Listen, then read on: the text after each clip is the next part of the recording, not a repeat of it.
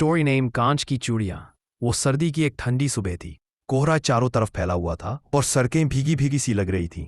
ऐसे में स्टेशन के एक कोने में बैठी थी एक बूढ़ी औरत, जिसकी आंखों में उम्र का थकान था, मगर हाथों में अब भी उम्मीद की हल्की सी चमक थी।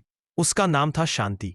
करीब 70 साल की उम्र होगी। सफेद बालों में उलझा हुआ जूड़ा, कांपते हाथ और गोद में रखा एक छोटा सा कपड़े का थैला, जिसमें थी रंग बिरंगी कांच की चूड़ियां। शांति हर सुबह इसी स्टेशन पर आती, वहीं कोने में बैठकर चूड़ियां बेचती। कुछ लोग खरीदते, कुछ बिना देखे ही निकल जाते, मगर वो कभी शिकायत नहीं करती थी। बस मुस्कुराकर कहती, बेटा चूड़ियां ले लो, किस्मत बदल देंगी। एक दिन एक लड़की आई, करीब 20-22 साल की, चेहरे पर थकावट और आंखों में आंसुओं की परछाई। वो शांति के पास आकर बैठ गई। क्या हुआ बेटी? शांति ने प्यार से पूछा।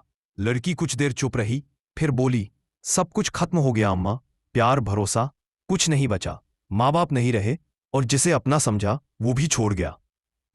शांति ने अपनी थैली से एक जोड़ी नीली चूड़ियां निकाली और लड़की की कलाई पर पहनाते हुए बोली, जानती हो, ये चूड़ियां मेरी बेटी की थीं, वो भी तुम्हारी ही उम्र की थी, चंचल, हंसमुख। मगर वक्त ने उसके हिस्से में दर्द लिख दिया।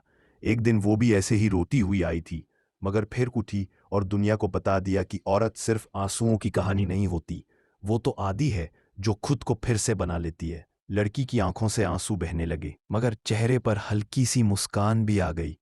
तुम्हारी बेटी अब कहाँ है अम्मा? उसने धीरे से पूछा। शांति की आंखें कुछ पल को शून्य में चली गईं।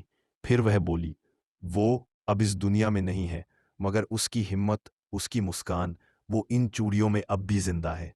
मैं चाहती हूं ये हिम्मत अब तुम अपने साथ ले जाओ। लड़की ने उन चूड़ियों को चूमा और शांति के गले लग गई।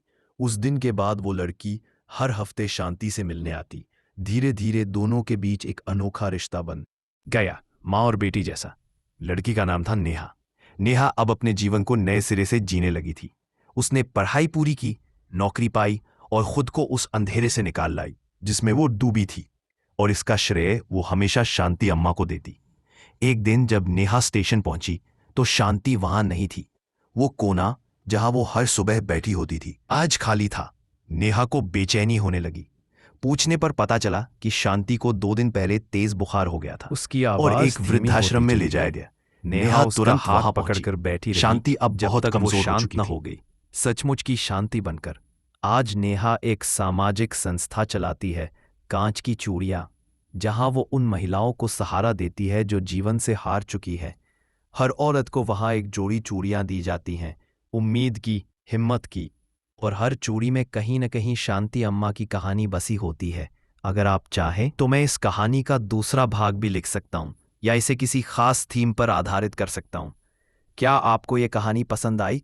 Subscribe this channel. आपका भाई गिनूर फरियन। उसकी आवाज धीमी होती चली गई। नेहा उसका हाथ पकड़कर बैठी रही जब तक वो शांत न हो गई। सचमुच की शांति बनकर आज नेहा एक सामाजिक संस्था चलाती है, कांच की चूड़ियां, जहां वो उन महिलाओं को सहारा देती है जो जीवन से हार चुकी है।